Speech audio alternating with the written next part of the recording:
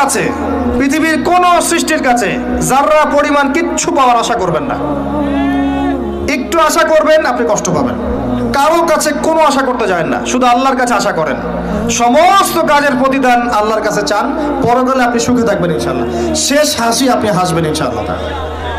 এছাড়া আমি কোনো সলিউশন দেখি না ভাই। আমি কলিজা থেকে কথাগুলো বললাম আপনাকে, আর যে কথা কলিজা থেকে বের হয় সেই কথা আপনার কলিজার মধ্যে আঘাত করবে ইনশাআল্লাহ। সব কাজ শুধু আল্লাহর জন্য করেন, কেউ আপনার আপন না। আল্লাহ ছাড়া কেউ আপনার আপন নয়।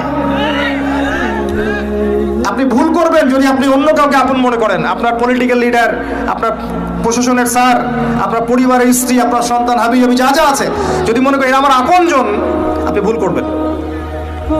সবাই সবার স্বার্থ চেনে, সবাই সবার স্বার্থ চেনে। শুধু আল্লাহ আপনাকে নিঃস্বার্থভাবে ভালোবাসেন, আল্লাহ পাক স্বার্থ চান না। সারাটা জীবন পাপ করে থাকলেও একটা বার দাঁড়িয়ে খালি বলেন আল্লাহ আস্তাগফিরুল্লাহ ওয়া আতুবু ইলাইহি, মন থেকে বলেন আল্লাহ আমি ভুল করেছি, আল্লাহ আমাকে মাফ করে দাও। এক মুহূর্তের মধ্যে আল্লাহ পাক আপনার সমস্ত গুনাহগুলোকে নেকিতে পরিবর্তন করে দিবেন ইনশাআল্লাহ। আল্লাহ ছাড়া কেউ নাই আপন। আল্লাহর জন্য খালেস করে ফেলেন নিজেকে, তার দ্বীনের জন্য চেষ্টা করেন। তার দিন আজকে অবহেলিত, তার দিন আজকে অপদস্থ।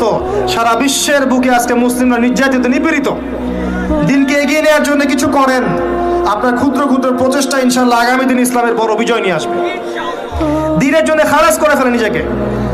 আপনার সময় আছে এখন, জ্ঞান অর্জন করেন, জ্ঞান অর্জন করেন, পড়াশোনা করেন, আলেম ওলামার কাছে গিয়ে ক্লাসিক্যাল বইগুলো পড়েন, প্রজেক্ট রেডি করেন, দাওয়াতি কাজ করেন, বই লিখেন, বক্তব্য দেন, দিনের জন্য করেন। আপনাকে আপনার দুনিয়া আল্লাহ গুছিয়ে দিবেন ইনশাআল্লাহ। দুনিয়া আল্লাহ গুছিয়ে দিবেন ইনশাআল্লাহ। আপনি দিনের জন্য খালেস করে ফেলেন নিজেকে, আল্লাহর দিনের হয়ে যান, এবং দুনিয়া যে কাজগুলো করবেন শুধু আল্লাহ